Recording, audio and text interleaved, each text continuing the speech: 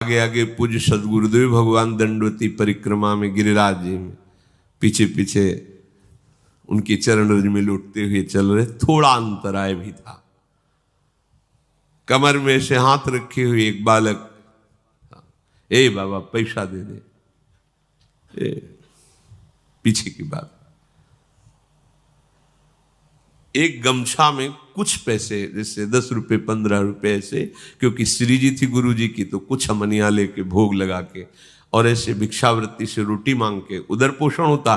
पर लाडली जुग जैसे 2 केले खरीद लिए, भोग लगा दिया, मंगला का भोग लगा दिया, राजभोग का, इसलिए 10-15 रुपए ऐसे कमर में बांधे और ऊपर सब ऐसे मार्किन और दंडवती परिक्रमा। दे बाबा पैसे दे दे। तो हमें लगा है ब्रजवासी बालक है, आसपास कहीं गांव होगा तो वैसे। प्राय गिरिराज जी में रात दिन का भेद नहीं रहता, वहां सब प्रदक्षिणा देते ही रहते हैं।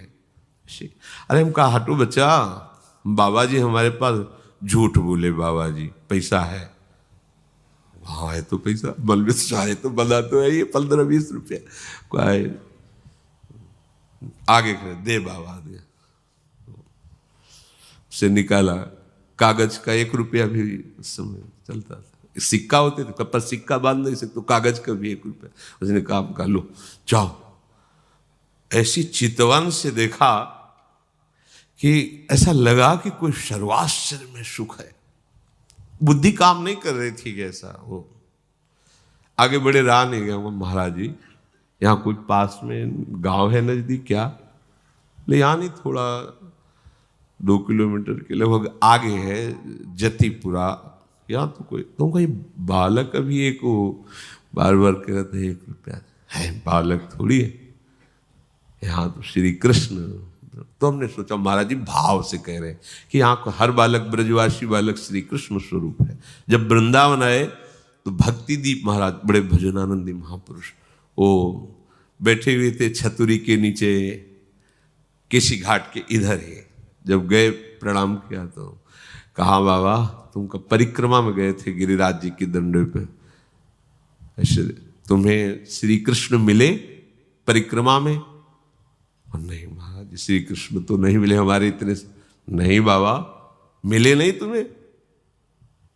महाराज जी ऐसे तो हमें नहीं दिखाई दी कि मुरली बजा रहे हो ऐसे ललित त्रिभंगी खड़े। नहीं बाबा नहीं मिले। महाराज जी वो एक बालक, हमने महाराज जी से बोले वो श्री कृष्ण ही थे। ये बड़े छलिया है, ये बड़े अपने जनों के साथ ये खेलते रहते और हम पहचानने, हम समझते हैं ये व्यक्ति है, हम समझते हैं स्त्री है, हम समझते हैं पशु है, हम समझते हैं बालक है। नहीं, वो बड़े लीला बिहारी है। रोज अपने सबसे मिलते हैं और मुस्कुरा करके जाते हैं कि तू ये मत समझ कि मैं तुझे देख ले रहा, मैं तेरे साथ खेल रहा हूं, हो बुद्धिमान तो पकड़ के दिखा दे मुझे। वो जो सुख लेत सदा ब्रजवासी। एक बार पूज्य श्री सदगुरुदेव, बड़े अद्भुत चमत्कार गुरुदेव भगवान की कृपा से उनके समीप, वो तो सोई जाने जे देह जनाई, लाडली जू के दर्शन करके महल से निकल रहे थे, पीछे से कहा ऐसे वो राधा बाग है, उसके आगे वो देखो ललिता जू का गांव है, ऊंचा गांव, ऐसे दिखा। जी महाराज इतनी इतनी 2 सुंदर गोरी गोरी लाली आई। महाराज जी का अचला पकड़ के, ए बाबा फूल दे दे। तो हमारी दृष्टि बड़ी सुंदर लाली, तो हमें लगा कि महाराज जी पूर्व में राधा बाग में यहाँ बरसाने में काफी समय तक रहे, तो किसी गोस्वामी परिकर की लाली होगी, महाराज जी को जानती होगी। अब महाराज जी के तो आंसू चले एकदम, हमारी तो समझ में ही नहीं आया। थोड़ी देर में वो लाली से भीड़ के साथ चली गई। महाराज जी लड़खड़ाते हुए ऐसे, मतलब अद्भुत मस्ती। और जे ही राधा बाग की तरफ एकांत हो जाता है तो रोते हुए कहे कि भिक्षावृत्ति से इधर, तो मुझे किंचन के पास आपको देने के लिए क्या है। और ऐसे फपक फक, तो फिर एकदम लगा कि महाराज जी ये किसी गोस्वामी की लाली नहीं थी? बोले नहीं, श्री जी और ललिता जी थी। महाराज जी का श्री जी और यहाँ तो चलते फिरते जो भगवत साक्षात्कार बड़े बड़े ऋषि मुनि, ये उनका घर है, वो कभी भी टहलते मिल जाएंगे, दोनों गलबैया दिए। बस हमारी गलती क्या हो रही, हम धाम के आशिक नहीं हो रहे, धाम की रहने से नहीं रह रहे। इस महान पावन भूमि में हम राग द्वेष की क्रीड़ा कर रहे हैं, हम अपराध कर रहे हैं, इसलिए नहीं, यहां कोई साधन करने की जरूरत है। महारानी जी के घर में रह रहे हैं और हमें महारानी जी से मिलने के लिए कोई साधन करना पड़ेगा।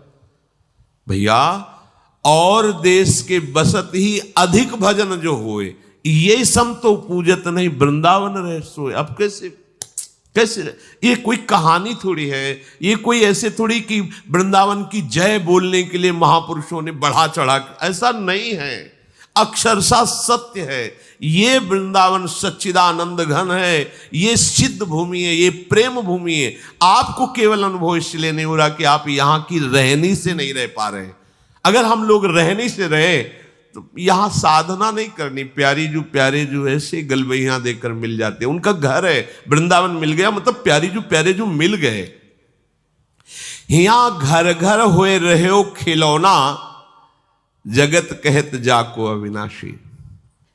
यमुना किनारे गोकुल की तरफ टहल रहे थे, विश्व देने से ब्रज में निकल जाते गुरु जी के साथ। गुरु जी ऐसे यमुना किनारे बैठे हैं, बार बार ऐसे कर जैसे कोई उनके साथ खेल रहा है, और वो खेल तो दूर से हम देख, बड़े गंभीर मुद्रा में, अब तो बड़ी कृपा करके सबको सुख देने के लिए आरती कर रहे हैं प्रगट में। श्री जी के दर्शन नहीं कर सकते थे महाराज जी के, लाडली कुंज से कोई की महाराज नहीं, दादा वल्लभ जी के मंदिर में जाए, संभाषण ही नहीं, देखना ही नहीं, दरवाजा ही नहीं खोलना, बिल्कुल एकांतिक। वो तो आज कृपा बरसा रहे, कृपा कर रहे हैं। बाद में पूछा, महाराज जी जो चेष्टाएं अभी हो रही थी तो उनका राधा वल्लभ जी थे, कह रहे थे इधर क्यों टहल रहे हो, आओ ना वहां, उधर आओ, वृंदावन में आओ। तो यहाँ हमारे साथ खेल रहे थे ऐसे। आपको आश्चर्य लगेगा, ऐसा कैसे हो सकता है? ये वो धाम है जहां सहजता से सच्चिदानंद प्रभु के साथ खेलने का अवसर मिला है। खेलने का आप नहीं समझ पा रहे, कोई साधन की सामर्थ्य नहीं कि लाड़िलों के समीपता स्वीकार कर पावे कोई। ये खुद इतने दयालु कृपालु है कि आपके गले पड़ जाएंगे आके, आपके साथ खेलेंगे आके। बस आवश्यकता है इनके लिए जीवन समर्पण करने की। हम लोग बहुत कच्चे हैं, बहुत अधूरे हैं। कितना सुंदर अवसर मिला, वही फंसे हुए हैं तात मात सुतदार में, वही अपनी इंद्रियों के दुलार में, मन के दुलार में फंसे। नागरी दास, ध्यान दीजिए, नागरी दास ये विश्व ते न्यारी, लग गई हाथ लूट सुख राशि, जो सुख लेत सदा ब्रज। ये बढ़िया दांव लग गया, जीत जाओ, नहीं कभी नहीं जीत पाओगे। लूट मच गई, या लूट मच रही सच्चिदानंद की। अब जीवन तुम्हारा ऐसे सुखमय हो जाएगा, शब्द नहीं हमारे पास, नहीं है शब्द वर्णन करने के। लाडली जी की कृपा के, लालजू के दुलार के, आज हमारे ऊपर दुलार है, तब हम यहां सब बैठे हैं। नहीं समझ पा रहे आप, आपको लग रहा है हम पैसा लगा के वृंदावन आए हैं, हम पैसा लगा के वृंदावन वास कर रहे हैं। भूल जाना 60,000 वर्ष तक ब्रह्मा जी ने तपस्या की कि वृंदावन में रहने की तो मेरी सामर्थ्य नहीं, अगर गोकुल में रहने को मिल जाए तो। पास नहीं हुआ सरकारी कागज, 60,000 वर्ष की तपस्या। अपने 60 मिनट भी नहीं बैठ सकते एकाग्र होकर के, अपने को वृंदावन वास। क्या समझते हो तुम पर कितनी कृपा है? श्री यमुना जी का पावन दर्शन, वृंदावन धाम का वास और संतों का उच्छिष्ट और राधा वल्लभ नाम, ये जीत गए, अब कुछ बकाया नहीं रह गया। अच्छा, रोज यमुना जलपान ना करो तो बैठे हो तो यमुना जी की ही वायु आ रही, यहां तो माला माल है, काहे को तुम टेंशन ले रहे हो, काहे को बेमतलब सुख समुद्र में बैठकर जल रहे हो? है पानी में मीन प्यासी मोई सुन सुनी आवे हासी, समुद्र में बैठा हो प्यास प्यास चिल्ला रहा, प्रेम समुद्र। अब निज धर्म आपनो कहे तहा नित्य वृंदावन रहत बहत प्रेम सागर जहां। वृंदावन का वास हमें मिल गया, या वृंदावन का आश्रय मिल गया और मुख में नाम चल रहा है और संतों की जूठन मिल गई, तो आप कहोगे कि आज से भेजिए फिर जूठन। ये आप पा क्या रहे हैं? ये क्या पा रहे हैं? जूठन का मतलब रोटी दाल की जूठन नहीं है, भूल जाओ। यही संतों का उच्छिष्टामृत उन्होंने जो अनुभव किया, स्वाद लिया, वो तुम्हें दे रहे। जो नाम हमारे गुरु जी जप रहे, जो नाम हमारे आचार्य जप रहे, वही नाम तुम्हें मिला है। हरिवंश महाप्रभु के श्री मुख में निरंतर राधा वल्लभ, राधा वल्लभ, राधा वल्लभ, वो आदेश कर रहे हैं, राधा वल्लभ लाल को हृदय ध्यान मुख नाम। वही तो चला रहा है परंपरा से, आप क्यों नहीं जप रहे? चलत फिरत सुनियत यह श्री राधा वल्लभ लाल, अमृत नाम है राधा वल्लभ, अमृत नाम। प्रियाजू को अधीन करने के लिए बहुत सुंदर अवसर मिल गया है। श्रीधाम वृंदावन हमारा सहायक है। गुरुदेव हाथ पकड़ करके ले चल रहे, हम लड़खड़ा के गिरेंगे भी तो इतने समर्थ हैं, हमें पकड़ लेंगे। बस हमें चाल अपनी उधर ही बढ़ानी श्री जी की तरफ।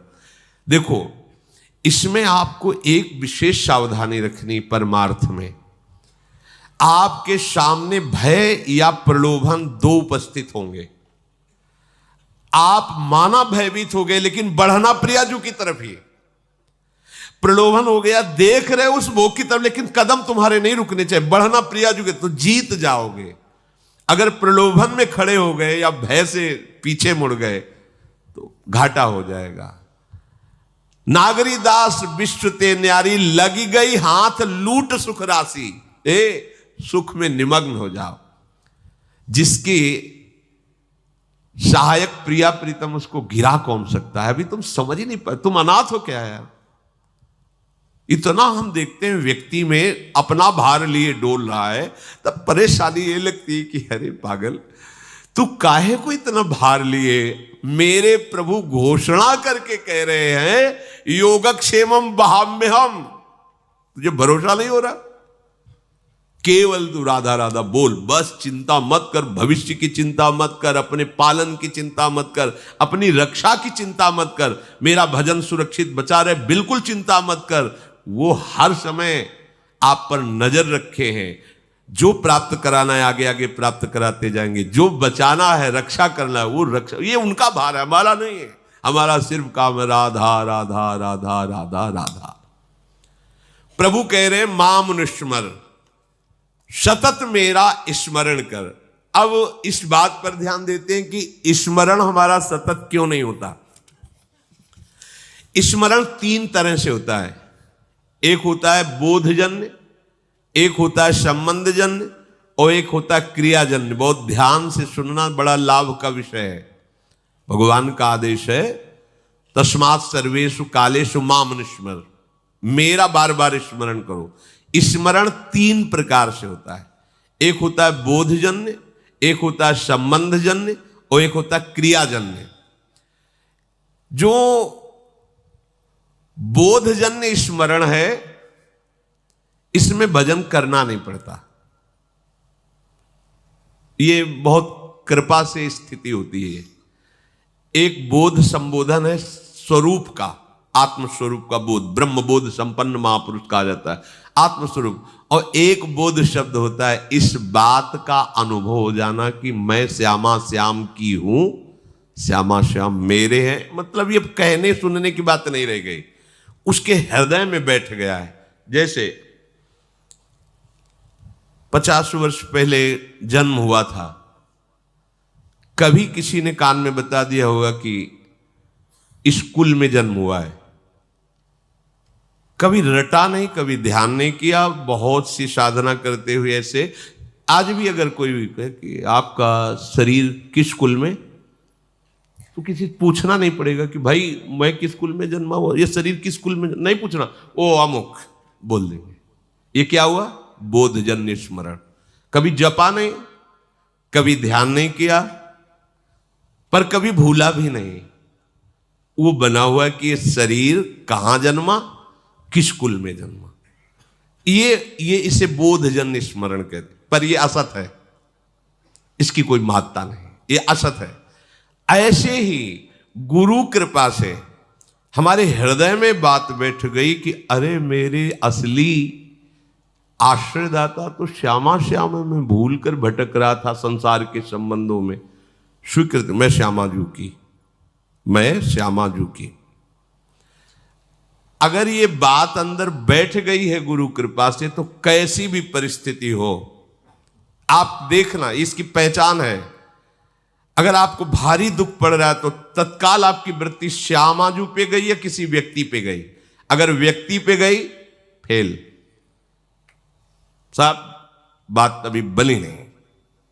सीधे केवल श्यामाजू के चल, राधा राधा राधा।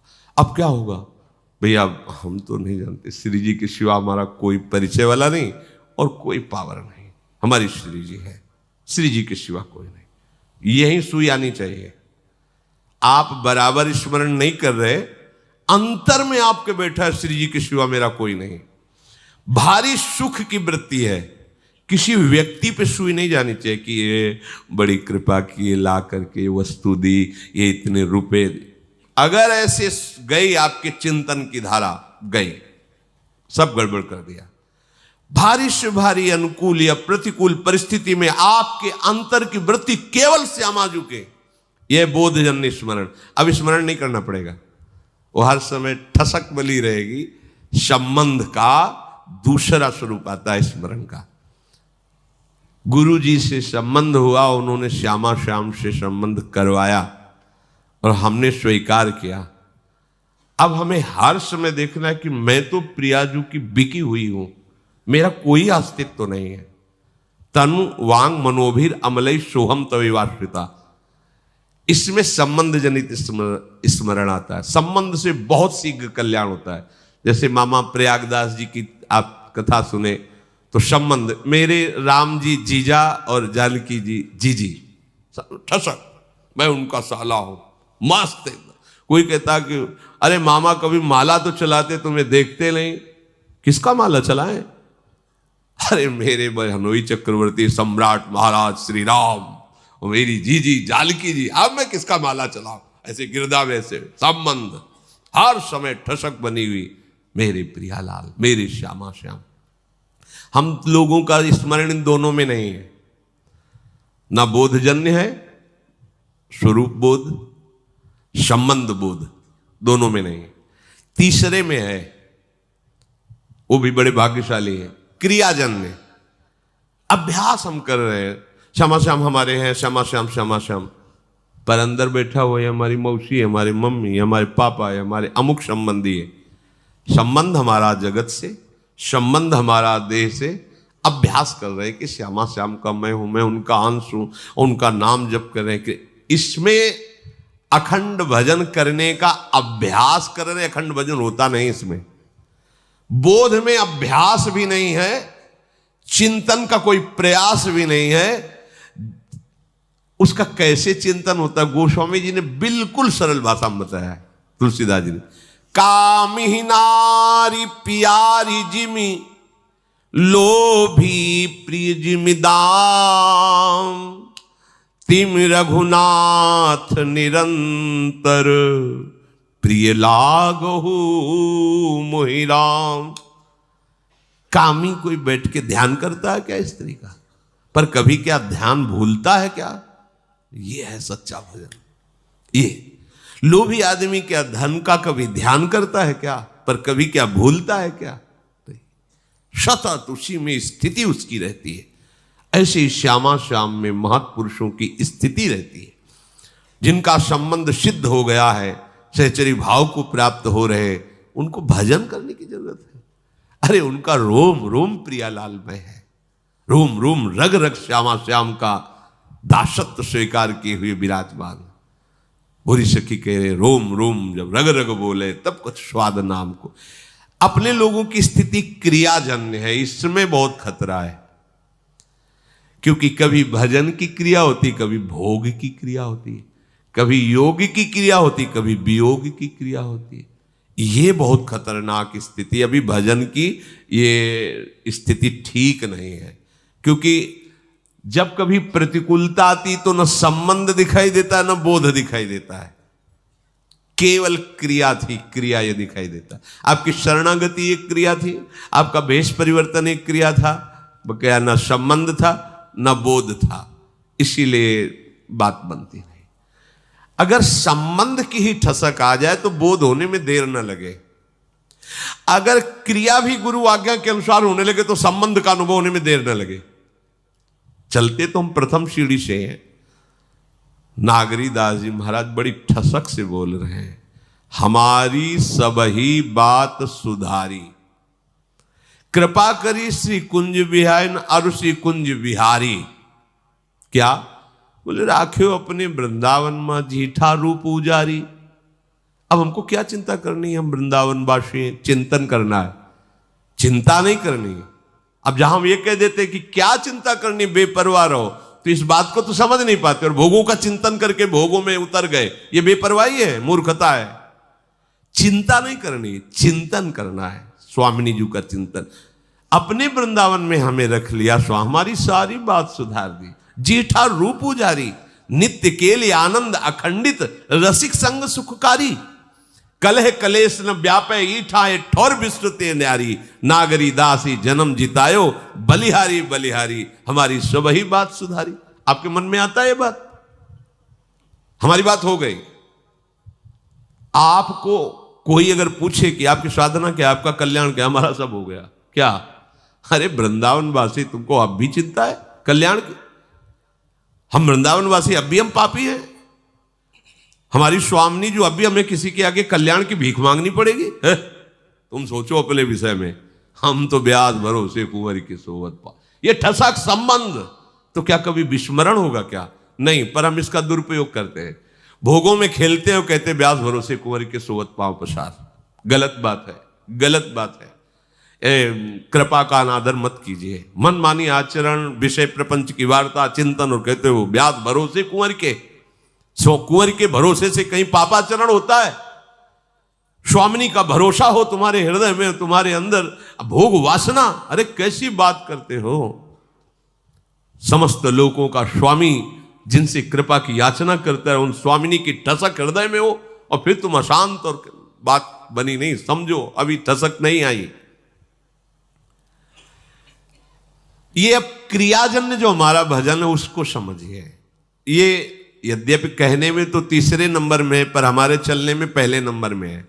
हमारे लिए आखिरी नंबर है बोधजन्य, संबंधजन्य, और फिर ये क्रियाजन्य। ये पहली सीढ़ी है भजन की अच्छी, क्रियाजन्य भजन।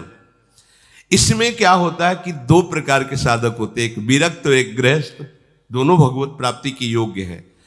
अगर गृहस्थ हैं, ध्यान देना, इसमें भी प्रकार है।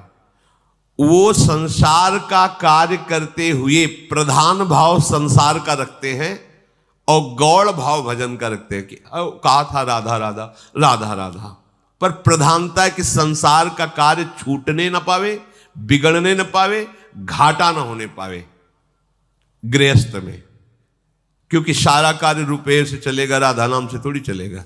ऐसी भावना मूल में उनके बैठी है, उनके हृदय में बात बैठी। क्रिया करूंगा तो धन मिलेगा, धन मिलेगा तो हमारी बात बनेगी। हाँ, थोड़ा मंगल हो जाए, आनंद हो जाए, इसलिए राधा नाम भी लेते रहते हैं। तो उनका गौड़ माने विशेष भाव नहीं है भजन का, संसार का विशेष कार्य कर रहे हैं और बीच बीच में ऐसे गौड़ भाव से नाम स्मरण करते हैं। पूरा भाव है कि हमारा काम ठीक होना चाहिए, इसका लाभ पूरा मिलना चाहिए, ऐसा। और उसमें दूसरे भी भक्त ऐसे होते हैं जो गृहस्थ में, जिनका मुख्य भाव होता है कि भजन न छूटने पावे, चाहे सब कुछ नष्ट हो जाए। उन्हीं में प्रवृत्ति मार्ग में अब वो क्या करते हैं, भजन की मुख्यता रखते हैं और संसार के कार्य को गौड़ रखते हैं। तो उनका कार्य भी सही होता है, क्योंकि भजन हो रहा है तो एकाग्रता है, मुख्यता भजन की है, और उनका परिणाम भी बहुत जोर का मंगल होता है। ये दूसरा अभ्यास वाला बहुत जल्दी संबंध को प्राप्त होगा और फिर संबंध की कृपा से वो बोध को प्राप्त हो जाएगा। ये जो पहला है कि संसार का कार्य प्रमुख मुख्यता रखते हुए कभी कभी थोड़ा थोड़ा भजन, ये भी प्रणाम करने योग्य है, पर इनको संबंध में पहुंचने में बहुत समय लगेगा, क्योंकि अपने संबंधों को सुदृढ़ किए हैं संसार में और उनके लाभ का विषय है धन और भोग। इसलिए अभी ये परमार्थ की ऊंचाई पे चढ़ने की योग्यता नहीं लाए। दूसरा जो मुख्य बात उसके हृदय में बैठ गई कि हानि हरिवंश के नाम अंतर परे, लाभ हरिवंश उच्चरत बानी। अगर मुझे 1 घंटे में 5 लाख रुपए मिलते हैं और नाम छूट गया तो 5 लाख किस काम के? क्योंकि हम 5 लाख रुपए से 5 सेकंड भी समय नहीं खरीद सकते जो 1 घंटे समय दिया। इतना विचार सुदृढ़, वो नाम नहीं छोड़ सकता। मुख्यता नाम की रहती है, गौड़ कार्य रहते हैं। पूरा हो तो ठीक, ना पूरा हो तो ठीक, श्री जी जाने, भजन पूरा होना चाहिए। ये परमार्थ की ऊंचाई पर चढ़ने की जो क्रिया कर रहे हैं, क्रियाजन्य भजन, ये इनको ऊंचाई में पहुंचा देगा। जो